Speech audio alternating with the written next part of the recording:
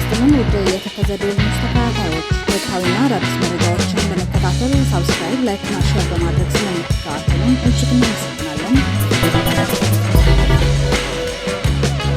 የትግራይ ሰራዊት የታጠቀውን ጸረ ድሮን አነጋጋሪ ሆነ። በሌላ በኩል ኢትዮጵያ ትግራይን እየገፋች ነው የሚል ማስጠንቀቂያ ተሰጠ። አሜሪካ የአፍሪካ ህብረት ያቀረበውን ውይይት ከህወሓት አሻፈረኝ ላለው አብይ አህመድ ማስጠንቀቂያ ሰጠች። ኢትዮጵያዊ ጀነራል በጦርነት ተገደለ። የጀነራሉ ግድያ የመንግስት ሚዲያዎች ሳይቀሩ ዘግበውታል።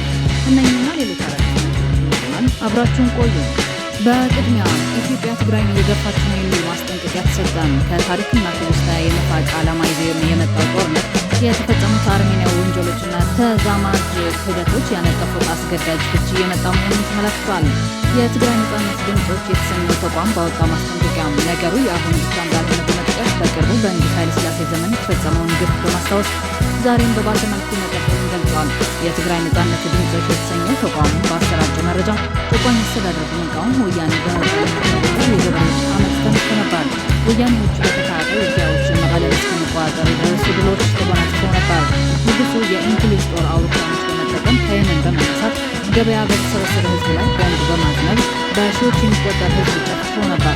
ተቃዋሚውን የተቆጣጠሩ ምንም እንኳን አመፁ የገበሬዎች ቢሆንም ያንን የወያኔዎች መሪ ቃል ህግና ህግጋት ባንዲራ እና ኢትዮጵያ ህጋችን ራሳችን ባንዲራችን የኢትዮጵያ የሚል ነበር። ከአውሮፕላን ጭፍጨፋውን በኋላ መሪ ቃሉ ላይ የሰፈረው ለባንዲራው የነበረው ታማኝነት የሚቀይር አመለካከት አልተሰማም። በ1967 ዓ.ም ሁለተኛው ወያኔ በገበሬዎች ሳይሆን በተራማጅ ተማሪዎች የተመራ የትጥቅ ትግል የጀመረበት ወቅት ነው።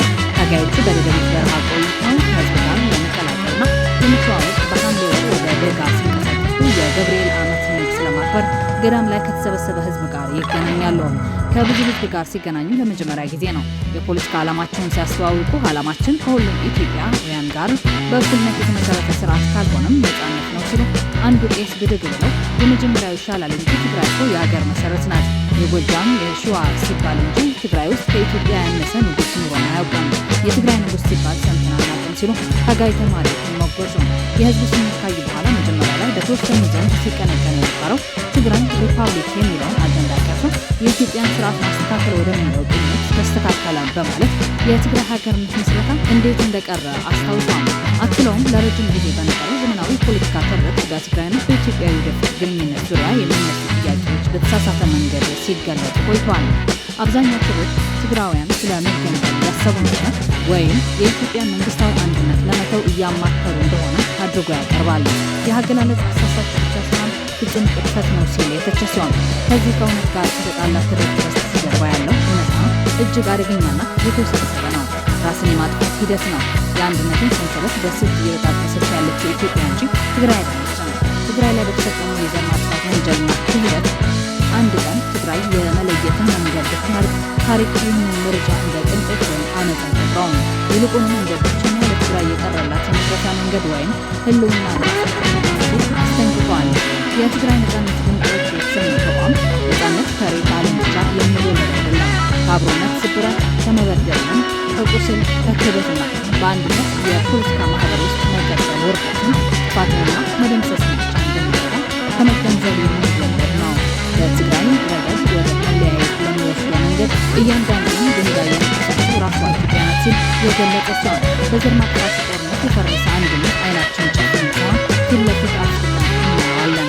ለዚህ የዘመን ግዙፍ ኃጢአት ሌላ የጦር ማባባያ መንገድና ስርዓት የለም። ኢትዮጵያ በእውነት ትግራይን የምትፈልጋት ቢሆን ኖሮ እሷን ለማጥፋት ባለ ጦርነት በጭራሽ ባልተፈለገባት ነበር። ከጥቅምት 2013 ዓ.ም በኋላ በትግራይ ላይ የተፈጸመው ድርጊት ምንም አይነት የፖለቲካ ልዩነት የህገ መንግስት ክርክር ወይም የሊቃውንት ሽኩቻ ሊያጸድቀው አይችልም። የኢትዮጵያ መንግስት የታጠቀ ቡድንን ብቻ አይደለም የተዋጋው፣ በመቶ ሺዎች የሚቆጠሩትን የገደለ፣ በሚሊዮኖች የሚቆጠሩትን ያፈናቀለ፣ ሙሉ ማህበረሰብን ወደ ፍርስራሽ የለወጠ ዘመቻ ለማካሄድ ሙሉ ሀገራዊና ወታደራዊ አቅም ያውም ከባዕድ ጦር ጋር በመሆን ያዘመተ አገዛዝ ነው። ለዘመቻውም ከልሂቃኑና ተቋማቱ ከጠየቀው በላይ ድጋፍ ተችሮለታል ብሏል። የአንድን አካባቢ ባለቤትነት የሚጠይቅ መንግስት ውጫዊ ጠላት ተጋብዞ ግዛቱን እንዲያረክስ አያደርግም የሚለው ተቋሙ ነው። ነገር ግን ኢትዮጵያ የኤርትራን ጦር ወደ ትግራይ ከመጋበዝ ባለፈ በጅምላ ግድያ፣ በስልታዊ አስገድዶ መድፈር፣ በባህላዊ ውድመትና በሰፊው ዝርፊያ ሲሳተፉ በቅንጅት ሰርታለች፣ በገንዘብ ረድታለች፣ በዲፕሎማሲም ከለላ ሆናለች። ኢትዮጵያ ትግራይን ብትፈልጋት ኖሮ ወደ አረመኔያዊ የእልቂት ሲኦል ባልቀየረቻት ነበር። የዘር ማጥፋት በጦርነት መሀል የሚከሰት አጋጣሚ አይደለም፣ የፖለቲካ ውሳኔ እንጂ።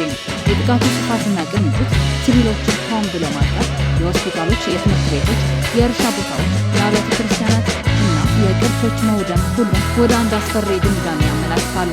ግቡ ማሸነፍ ሳይሆን ማጥፋት ነበር። እንዲህ አይነት ድርጅት የተፈጸመበት አንድነት ፈጽሞ ሊቀጥል አይችልም። ያውም የተጎዳውን መሆኑን መጸጸት እንባን ማበስ በሌለበት ሁኔታ ፈጽሞ የሚፈልግም የሚታሰብም አይሆንም። የጸጥታ አለመኖር ሁለተኛውና ዋነኛው አይረሴው ወንጀል ነው። ጦርነቶች ፍትሐዊ ባልሆኑበት ጊዜ እንኳን አንዳንድ ጊዜ እርቅና ፈውስ ሊፈጠር ይችላል። ነገር ግን ፈውስ ሲጸጸትን ተጠያቂነትና መልሶ ማቋቋምን ይጠይቃል። ኢትዮጵያ ግን ከነዚህ ውስጥ አንዱንም አልመረጠችም ሲልም ወቅሷል። የጥይት ድምፅ ሲቀንስ የኢትዮጵያ መንግስት ትግራይን ለመገንባት አልሞከረም። ይልቁንም ረጅም ጊዜ የፈጀ እገዳ በመጣል ምግብን፣ መድኃኒትን፣ የባንክ አገልግሎትን፣ ኤሌክትሪክን፣ ቴሌኮሙኒኬሽንን፣ ነዳጅን ከላይ ረሃብ ፖሊሲ ሆነ። መከልከል ደግሞ ስልት። ከፕሪቶሪያ ስምምነት በኋላም ቢሆን ስቃዩ አላበቃም። የምዕራብ ትግራይ መሬቶች አሁንም እንደተያዙ ናቸው። ተፈናቃዮች ወደ ቤታቸው መመለስ አልቻሉም። ሺዎች አሁንም በእስር ላይ ናቸው። መሰረታዊ አገልግሎቶች የተመለሱት በከፊል ነው። የሰብአዊ እርዳታ ፖለቲካ መጠቀም ሆኗል። መልሶ ግንባታውን ተጓድኗል ሳይሆን እሱ ሳይጀመር የሚወራው ስለ መልሶ ማውደም ያለው የትግራይ ነጻነት ድምጾች የተሰኘ ተቋም ነው። ከሁሉም በላይ የሚያሳዝነው ደግሞ የሞራል ተጠያቂነት አለመኖሩ ነው። ምንም አይነት አገራዊና ዓለም አቀፋዊ ወይም ከሁለቱም የተውጣጣ ምርመራ አልተደረገም። ከፍተኛ አጥፊ ባለስልጣናት አልተቀጡም። ይፋዊ ይቅርታ አልተጠየቀም።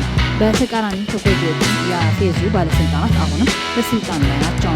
ትግራውያንን ከምድረ ገጽ እናጠፋለን ብለው ተግባር ላይ ያዋሉት ከ150 ሺህ በላይ ሴቶችና ልጃገረዶች ላይ የደረሰውን አስገድደው መደፈርን ያቀለሉ ድምጾች አልተገፉም።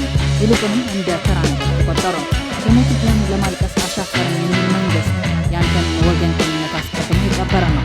እዚህ ላይ አንድ የታወቀ የኢትዮጵያን ስም ግንባታ ላይ ብዙ የሰራ የትግራይ ምሁር የጋራ ሀዘን የሌለው ህዝብ የጋራ አገር አለኝ ቢል ዋልት ነው ያለውን ያስታውሳል ሲሉ ተችቷል።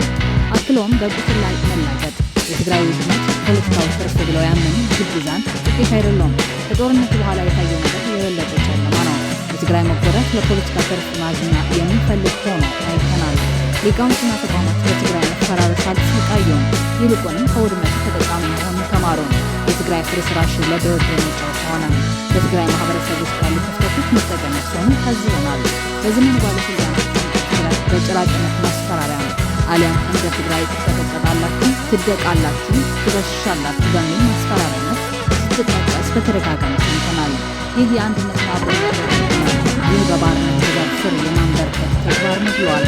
ወርቁን በጠጠር የመለሰ የታማኝነት ታሪክን በክህደት የመለሱ የኢትዮጵያ ተቋማት ገዢዎችና ልሂቃን ይህ አሳዛኝ ክስተት በታሪክ መነጽር ሲታይ ደግሞ የበለጠ ይመራል።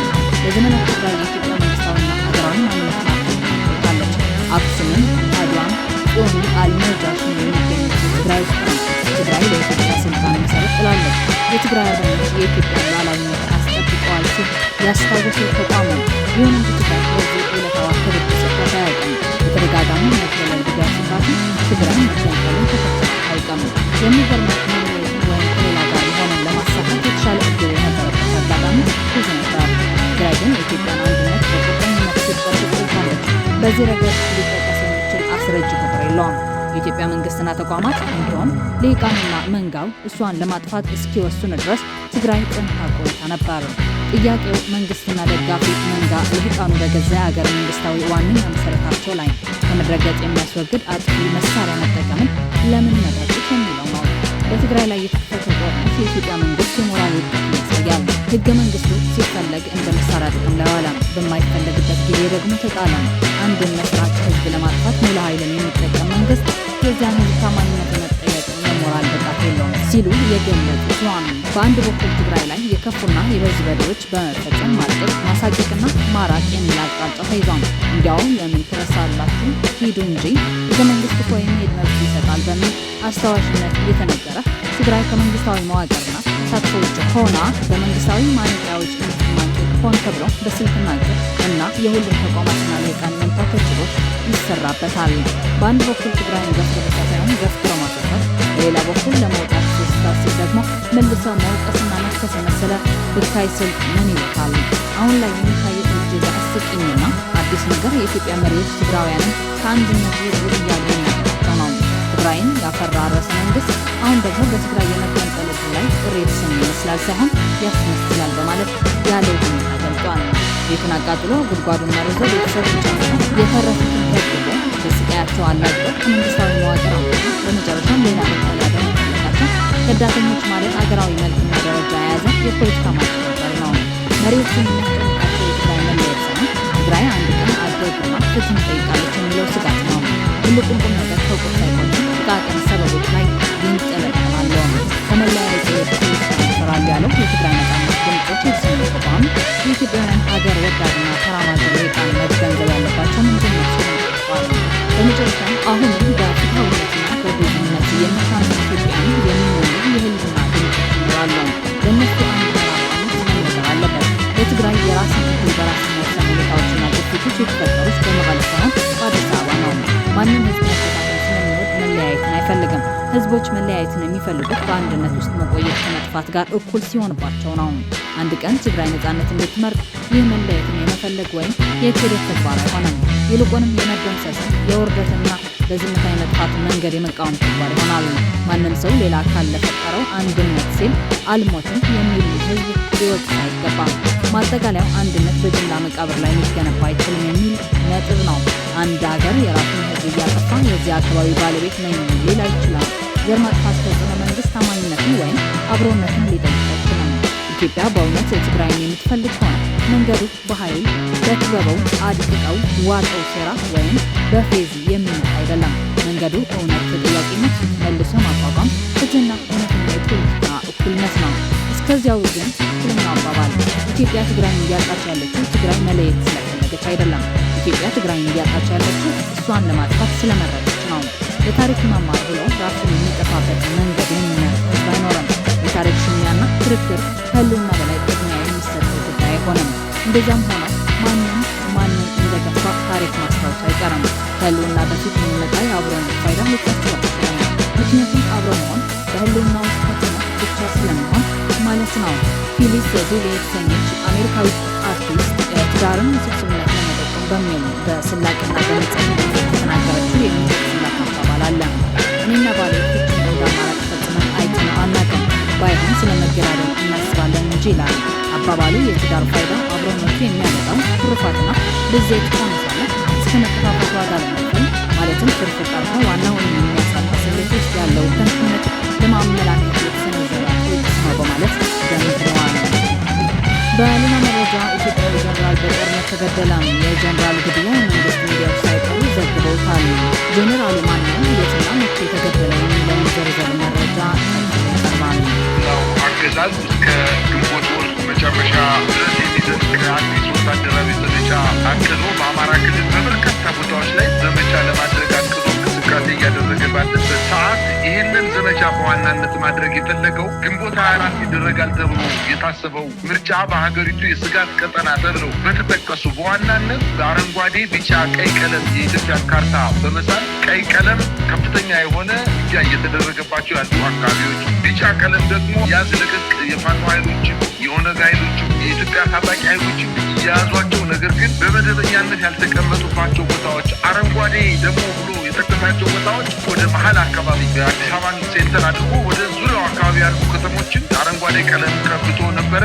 እነዚህን ለምርጫ ዝግጅት ለማድረግ በቢጫ የተከበቡ የተመላከቱ ቦታዎችን ወደ አረንጓዴነት ለመቀየር፣ በቀይ የተመላከቱትን ደግሞ ወደ ቢጫ ወይንም የፋኖ ኃይሎች ወደዚህ ቦታ እንዳይመጡ ለማድረግ ዘመቻ በሰፊው እንቅስቃሴ ማድረጉ በዋናነት በበርካታ አካባቢዎች በሰሜን ወሎ፣ በደቡብ ወሎ እንዲሁም በምዕራብ ወሎ አካባቢ ከፍተኛ ውጊያ እየተደረገ ነው። ሰሜን ጎንደር፣ ማዕከላዊ ጎንደርና ደቡብ ጎንደር አካባቢ እንዲሁ ከፍተኛ ውጊያ እየተደረገ ነው። በተለይ በትናንትናው ዕለት በተደረገ ጥቃት ጄኔራል በቀለ ዱጋሳ የተባሉትን ጨምሮ 5 ከፍተኛ ወታደራዊ ማዕረግ ያላቸው ጥቃት ተሰንዝሮ ከፍተኛ ክሳራ እንደደረሰበትና ጥቃቱ የተፈጸመው ከ1000 በላይ ተዋጊዎችን ይዘው በሰሜን ወሎ ሲያዋጉና ሲዋጉ የነበሩት በቀለ ዱጋሳ የተባሉ ወታደራዊ ባለማዕረግተኛ መስዋዕትነት ከፍለዋል በማለት የአማራ ሚዲያ ኮርፖሬሽን ቀብራቸው በቴሌቪዥን ተመልክተናል። ይሄ እንግዲህ እንዴት አንድ ብርጋዴር ጄኔራል ሞተ ማለት ሰራዊቱ በምን ያክል ሁኔታ እንደሚጎዳና በተለይ በዚህ በምዕራብ ወሎ ቀጠናዎች ላይ እየተገደሉ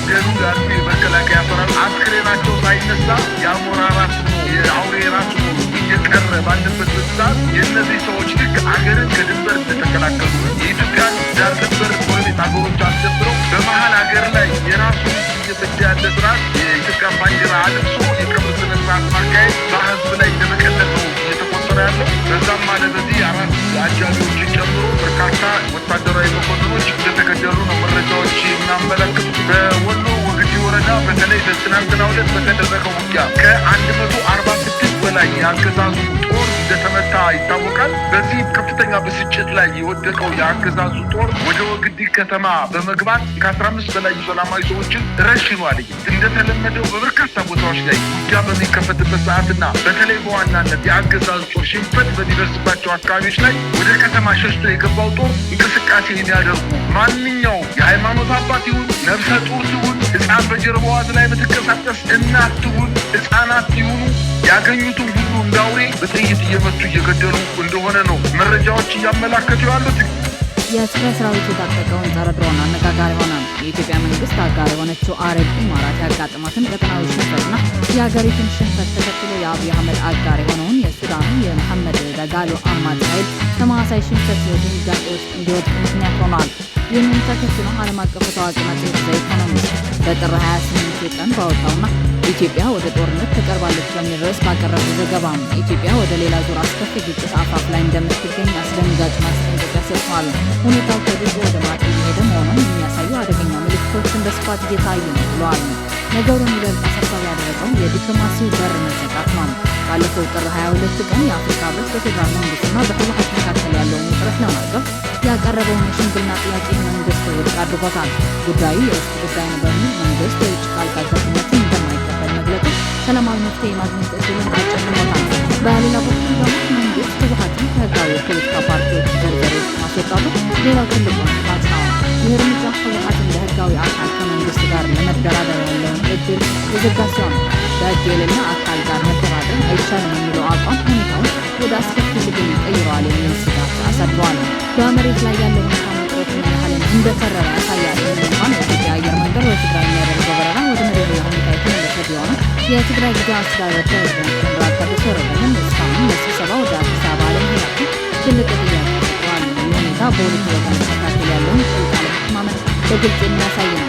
በአሁኑ ሰዓት ህወሓትና የፌዴራል መንግስት ለመጠነ ሰፊ ጦርነት ከፍተኛ ዝግጅት እያደረጉ እንደሆነ ሪፖርቶች ያመላክታሉ።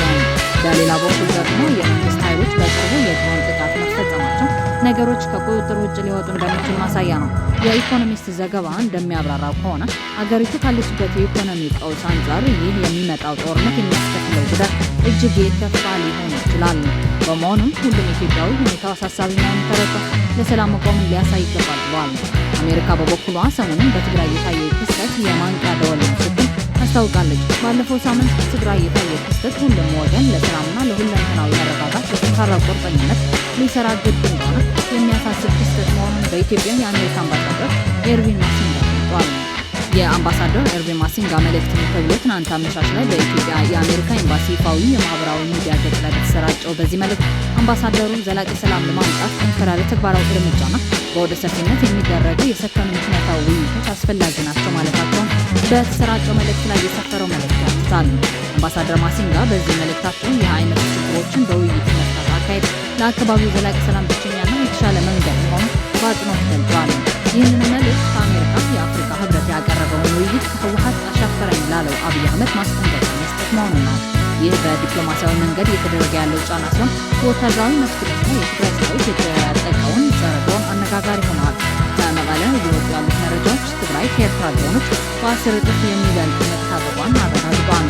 ትግራይ በቀይ ባህር በሌሎች የመሬትና የውሃ ስርዓት ላይ ተመስርተው የቀጠናውን ስትራቴጂካዊ ጠቀሜታ ግምት ውስጥ ባስገቡ አካላት 10 እጥፍ የሚበልጥ ድሮኖችን ማግኘቷን አስተማማኝ ምንጮች አረጋግጠዋል።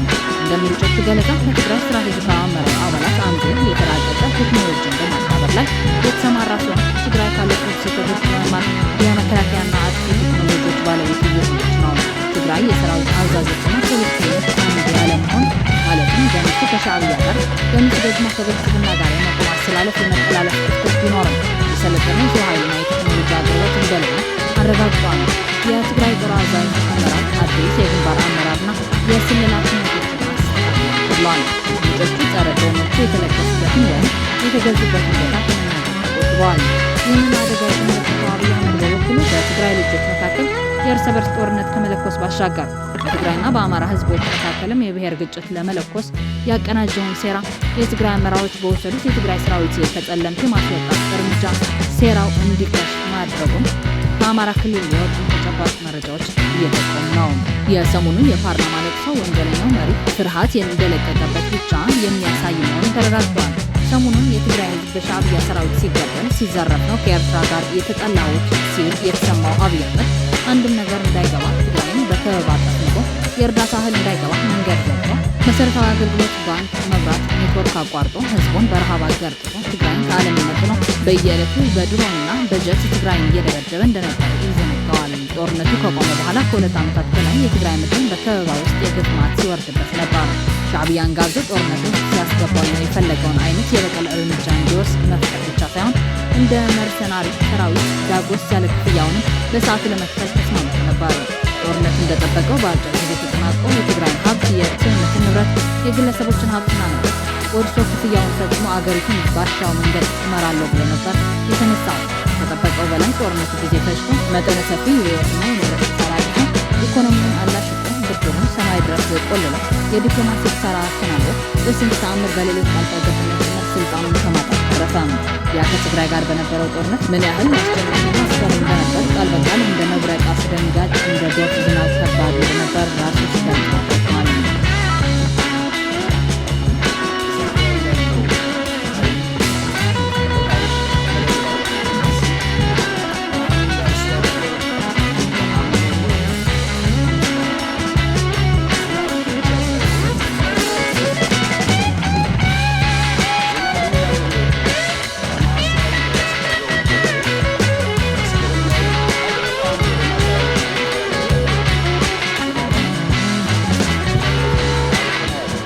በዛ ሁኔታ ለኤርትራ ቃል የገባውና መክፈል የነበረበትን ገንዘብ መክፈል አልቻለም። ክፍያ የቀረበት ሻዕቢያን መዋዝ አልነበረምና አገሪቱን በተዘዋዋሪ መቆጣጠር መጨምደዱን ተያያዘው። ብላክ ማርኬቱን የኢምፖርት የኤክስፖርት ዘርፉን ተቆጣጠረው። ባንኮችን አራቆታቸው። የስለላ መዋቅሩን ከጫፍ እስከ ጫፍ ዘረጋም። ከ1 ዓመት በላይ ለስሙ አብይ አህመድ መሪ ነኝ የሚል ነበር እንጂ አገሪቱን የተረከባት ሻዕቢያ ነበር። ትክክለኛው የጸባቸው መነሻ ያኔ ነው። ከዓመት በላይ የኤርትራ ሰራዊት በጦርነቱ እንዳልተሳተፈ ዓለምን በሙሉ ሲክድ ኖሮ ያኔ ኤርትራ መሳተፉን አመነ። ለራሱም ታፍኖ ስለነበር ኤርትራ አገሪቱን ለቀህ ውጣ የሚል ግፊት ከዓለም አቀፍ ማህበረሰብ መምጣት የጀመረው። አብይ ታፍኖ ሻዕቢያ በገዛ አገሩ መፈናፈኛ ካሳጣው በኋላ ነበር። ለዚህም ነበር ኋላ ላይ ለፕሪቶሪያ ስምምነት ሲደራደሩ ምን ሲሉ ሻዕቢያንም ከሻዕቢያ ጋር አርቦሽ የሆነ የነበረውን ፋኖንም ወደ ጎን ገፍትሮ ብቻውን የሰላም ድርድር ተፈራረመው። ያኔ ሻዕቢያ ጥርሱን ነከሰ፣ በአብይ መበላት ገባው። ትንሽ ቆይቶ ደግሞ ፋኖን ትጥቅህን ፍታ አለ። ፋኖም የዋዛ አይደለም፣ እኛን ሳታሳትፍ ስምምነት መፈረም ሳያንስ እነሱ ትጥቅ ባልፈቱበት እኛን የምታስፈታ ምን ያስበህ ወጊድ አለ። ሻዕቢያም ስልጠናውን ትጥቁንና ስንቁን መስጠት ገፋበት። የውክልና ጦርነት ተጀመረ። ፋኖ ከኢትዮጵያ መንግስት ጋር ይዋጋል፣ ሻዕቢያ ስልጠና ይሰጣል። ከዛ ነገሩ ወደ ህወሓት ዞረ። ህወሓቶችን በመጥራት በእናንተ ምክንያት ሁለቱ ሻዕቢያና ፋኖ ተባብረው እየወጉ ነው። ሰራዊታቸውን የማትበትን ከሆነ መከላከያን ደግፋችሁ ፋኖን ልታስገቡልኝ አለ። የህወሓት መሪዎች ከመቼውም ጊዜ በላይ የተለየ ታሪካዊነት ብዙዎችን እጃችን በአፋችን ያስጫነን ውሳኔ ለመጀመሪያ ጊዜ ወሰኑ። አብይን ወግድ አሉት። ያ የእኛ ጉዳይ አይደለም። በክልላችን ወጥተን ፋኖን የምንዋጋበት ምንም ምክንያት የለንም። በድርድር ፍቱት አሉ። ከዛን ጊዜ በኋላ ነው ህወሓት ፕሪቶሪያ ሙሉ በሙሉ ይተግበር ይላል። አብይ አህመድ በበኩሉ ያለ ዲዲአር ፕሪቶሪያ ብሎ ነገር የለም ማለት የጀመረው። በዚህ ምክንያት በህወሓት ሊቀመንበር ዶክተር ደብረጽዮን ኃይል የሚመራው የህወሓት አመራር በጌታቸው ረዳ የሚመራው የህወሓት አመራር አለመግባባት ተፈጠረ ነው። የእናቶ ጌታቸው ቡድን ቲዲኤፍ መከላከያን በመጠቀም መጀመሪያ ፋኖ ተነካና የሰራዊቱ አካል አድርገው አዋህደውት ስልጣን ተጋርተን እንኖራለን፣ ኢትዮጵያን እንመራለን ብለው ተስፋ አድርገዋል። ኋላ በግልጽ እንደታየው ያንን ያልፈለገው የነ ዶክተር ደብረጽዮን ኃይል የህወሓት አመራር ቲዲኤፍን ከጎኑ ማሰለፍ ቻለ። በእርግጥም ከፋኖም አልፎ ሻዕቢያ ጋር ሰላም ለማውረድ አብረው ለመስራት መንቀሳቀስ ጀመሩ። የወርቅ ማዕድኑ ቅርምት የሚመጣ የመጣው እዚህ ጋር ነው። ሌላ የገንዘብ ምንጭ የደረሰበትና ሰራዊቱን ያልበተነው ቲዲኤፍ ሰራዊቱን ይዞ መቀጠል ካለበት በክልል ውስጥ ያለውን ሪሶርስ መቆጣጠር ነበረበት። ለእርዳታ የሚመጣ ስንዴ እየጠለፍ መኖር የትም አያደርስም። እርዳታውን በዛ ምክንያት ተቋርጦ ነበር። የማዕድን ሀብቱን ተቆጣጠረ ካመረትኩ በኋላ ወደ ውጭ እንዴት ልከዋለሁ? ሱዳን በር ተዘግቷል። ያን የሻዕቢያ ሰዎችን ለመገናኘት ጥረት ለማድረግ የተጀመረው ያቺ የንግድ ስትራቴጂ ከፍ ብላ ወደ ወታደራዊ ትብብርነት አደገች። አብይ አህመድ ደግሞ በፋኖነት ጉልበቱ ሲላሽቅ የማታርፈው ምላሱን ቀይ ባህር ድረስ መቅዘፍ ጀመረች። ያለ ባህር በር ታፍነን አንኖርም ምናምን እያለ እዛና እዚህ ሲዳክር ሶማሊያንም ኤርትራንም ራስ ምታት ውስጥ ሲከታቸው ሻዕቢያ ከህወሓት ጋር መተባበሩ በእርግጥም በብዙ መልኩ የሚያዋጣው ስልት አገኘው። በዚህ መልኩ የሶስቱ ጎረቤት ማሞችና ወንድማሞች ትብብር ተጀመረ። አሁን ይህ አብይ አህመድን የሚያስለቅስ ሆኖበታል። አሁን ይህንን ጽምዶ ለማኮላሸት በጸለምት ከባድ ሴራ ጠንስቶ እንደተሸፈበት ነው የሚረጋገጠው። ሴራው የትግራይ ህዝብ በሁለት ተከፍሎ እርስ በርሱ እንዲፋጭ እንዲሁም በትግራይና በአማራ ህዝቦች መካከልም የማያባራ የብሔር ጦርነት እንዲቀሰቅስ የማድረግ ዓላማ እንደነበር ነው መረጃዎች የሚጠቁሙ።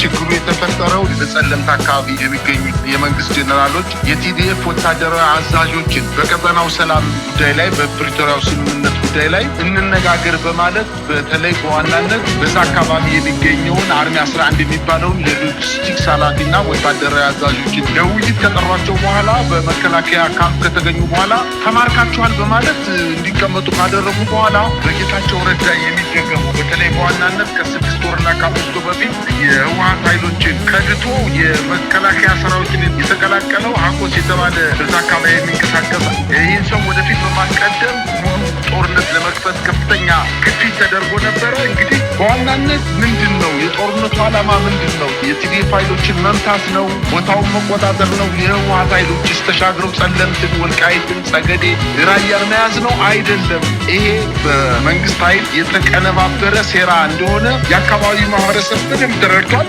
ውጊያው በጀመረ በጥቂት ሰዓታት ውስጥ ደባርቅ ላይ፣ አዳርቃይ ላይ፣ ማይጸምሪ ላይ ሰላማዊ ሰው መፈክር ይዘው እንዲወጡና ሰላማዊ ሰልፍ እንዲያደርጉ አድርጓቸዋል። አሁን እየደረሰን ያለው መረጃ በተለይ በዋናነት በትግራይ በአማራና በአፋር አዋሳኝ ድንበሮች አካባቢ ከፍተኛ ውጥረት ተከስቷል። በአንዳንድ ቦታዎችም ላይ ጠንከር ያለ የከባድ መሳሪያና የቡድን መሳሪያ ከፍተኛ ቁጥር ያለው የሰራዊት ኃይል ተመድቦ በተለይ በጸለምት አካባቢ በመጀመሪያ የአማራ አድማ ብተናና ሚሊሻን ከፊት አሰልፎ በኋላ ደግሞ በነጌታቸው ረዳ በስምረት ፓርቲ የሚመራውን በተለይ ይሄ ሀጎስ የተባለው ከድቶ የመጣውን ኃይል ይዞ ወደ ሁለተኛ ረድፍ ላይ እንዲገባ፣ በሶስተኛ ረድፍ ደግሞ የመከላከያ ሰራዊቱ በከባድ መሳሪያና በቡድን መሳሪያ ሽፋን እንዲሰጠው በማድረግ ጦርነት ለመጀመር ከፍተኛ ጥረት አድርጎ ነበረ። እንግዲህ የቲዲኤፍ ኃይሎች ራሳቸውን ተከላክለው የመጣውን ኃይል መክተው እንደመለሱ ነው መረጃዎች የሚያመላክቱት። እንግዲህ የትግራይ የሰላም ኃይል የሚባለው ጦር ከቲዲኤፍ እና ከቲፒኤፍ ጋር ውጊያ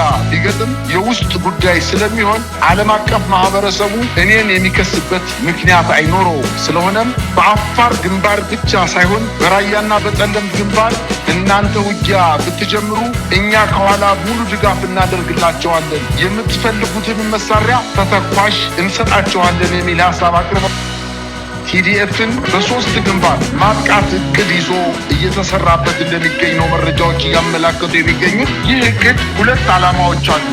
አንዱ ህወሓትንና ቲዲኤፍን እንዲሁም ጊዜያዊ መንግስቱን አሽመድምዶ ለነጌታቸው ስምረት የሚባል የዳቦ ስም የወጣለትን ግን በሚገባ ከብልጽግና ጋር ሲጋባ በእውነተኛ ስሙ የትግራይ ብልጽግና የሚባለውን ቡድን የበላይነት እንዲያገኝ በማድረግ የብልጽግና ፓርቲ የትግራይ ክፍል እንዲኖረው ማድረግ ሲሆን ይህ ስትራቴጂ ተከትሎ በጸለምት በኩል የትግራይን የሰላም ኃይል አስገብቷል። ይህ መደረጉን ያወቀው የቲዲኤፍ ለአብይ በሚታዘዝ የትግራይ ሰራዊት መከበቡን በማወቁ ለመከላከል ከዚህ ኃይል ጋር ውጊያ ውስጥ መግባቱን ለማወቅ ተችሏል። ይህ ሰበብ አድርጎ የአብይ መንግስት ራሱ ሰራዊት ከቲዲኤፍ ጋር እንዲዋጋ አድርጓል። በሁለቱም ወገን ቀላል ያልሆነ ጉዳት ተስተናግዷል። ሌላው በጸለምትና በራያ በኩል የትግራይ የሰላም ኃይል የተባለውን ቡድን በመጠቀም የሚከፈተው ጦርነት ቲዲኤፍን ራሱን ለመከላከል ሲል የሚወስደውን እርምጃ ራያና ወልቃይትን መልሶ ለመያዝ የተጀመረ የህወሓት እንቅስቃሴ አድርጎ በማቅረብ በህወሓትና በፋኖ በኩል የተጀመረው በትብብር የአብይን አገዛዝን እንደምስስ የሚለውን ትልም እንዲሰናከል ማድረግ ዋነኛ ዓላማው እንደሆነ ይናገራሉ። የውስጥ አዋቂዎች ቪዲዮዎች እንደተገኘው መረጃ የአማራና የትግራይ ታጋዮች በጋራ የአብይን አገዛዝ ለመታገል ከፈለጉ በትግራይ በኩል ወልቃይትንም ሆነ ራያን በወታደራዊ ዘመቻ ለመያዝ የሚደረግ ጥረት እንደማይኖር ከነዚህ ሁለት አካባቢዎች ጋር በተያያዘ ችግሮች አብይ አህመድ ከተወገደ በኋላ በሁለት ወንድማማቾችና እህትማማቾች ህዝቦች በሰላማዊ ውይይት ሊፈታ እንደሚችል ነው። ይህ ስምምነት በፋኖና በቲዲኤፍ ብቻ ሳይሆን በሶስተኛና በአራተኛ አካላትም አማካኝነት በተደረገው ውይይት የተደረሰበት እንደሆነ ውስጥ አዋቂዎች ይናገራሉ። ይህን መረጃ ያጋራናቸው አንድ የኢትዮጵያና የቀጠናው ፖለቲካ በሚገባ የሚያውቁ ስማቸው እንዳይጠቀስ የፈለጉ የፖለቲካ ሰው ሁኔታው በጣም የተወሳሰበ እንደሆነና ፋኖን የትግራይን የሰላም ኃይሎችን ኤርትራን የጨመረ ጦርነት ሊቀሰቀስ የሚችልበት እድል ትልቅ ነው ሲሉ ይናገራሉ። ላይ ፋኖ እና ቲዲኤፍ ሁለቱም ከስሜት ነፃ ሆነው የተሸረበባቸውን ሴራ ማጥፋት አለባቸው ሲሉ ይገልጻሉ። የቲዲኤፍን ሰዎች አብይ እያደረገ ያለውን በዝርዝር ገልጸው ቲዲኤፍን ራሱን ለመከላከል እርምጃ ከመውሰድ ውጪ በራያም ይሁን በወልቃይት ግንባር የሚገኙ ቦታዎችን በኃይል ለመያዝ ዓላማ እንደሌለው፣ ይህ አካሄድ የፕሪቶሪያውን ስምምነት መጣስ እንደሚሆን፣ ሆኖም አብይ አህመድ ራሱ መስራት የፈራውን እነጌታቸውን የተጠቀመ በሶስት አቅጣጫ ሲከበን ራሳችንን ለመከላከል ወደኋላ አንልም፣ ይህም የአማራ ህዝብ ታጋዮችም ይወቁልን በማለት ተናግረዋል። በፋኖ በኩልም ሀቁ ይህ መሆኑ በደንብ አጣርቶ ወያኔ ወልቃይትንና ራያን በጦርነት ለመያዝ ሲንቀሳቀስ ዝም ብሎ እየተመለከተ ነው። ለምን ወጥቶ አያወግዝም? ለምን ከአብይ ኃይሎች ጋር ሆኖ ቲዲኤፍን አይመክትም ለሚለው ይህን የሚያደርግበት የአማራ ህዝብ ስለከዳ ወልቃይትን ለወያኔ አሳልፎ ለመስጠት ነው የሚለው ፕሮፓጋንዳ ነቅተንባቸዋል። አችንን ከአብይ አገዛዝ ላይ አንነቅልም፣ ተባብረው ይመቱናል በሚል ስጋት ሁለቱን ኃይሎች ለማጋጨት በአማራ ፋኖ ውስጥም ወልቃይትን ከህወሓት ጥቃት እንከላከላለን የሚሉ ቡድኖች እንዲፈጠሩና በፋኖ ውስጥም በሌላ ጉዳይ ላይ ክፍፍል እንዲፈጠር መሆኑን እንደሚያውቁ ለህዝባቸውና ለታጋዮቻቸው ማስረዳት አለባቸው። አብይ ለረጅም ጊዜ እንዲህ አይነቱን ከነጌታቸው የሚነሳ ግፊትን ወደ ጎን ብሎ አሁን ላይ ይህን ለማድረግ የፈቀደው በቅርቡ የተቋቋመ እውነተኛ የፋኖ አንድነት ከሌሎች ጸረ አብይ ከሆኑ ኃይሎች ጋር ተባብሮ አገዛዙን በመገርሰስ ትልቅ ትርጉም ያለው ክንውን መሆኑ መረዳቱ ነው። ክቡራትና ክቡራን የተከታታይ ኒውስ ተከታታዮች ላይክ፣ ሼር፣ ሰብስክራይብ በማድረግ ስለምትከታተሉ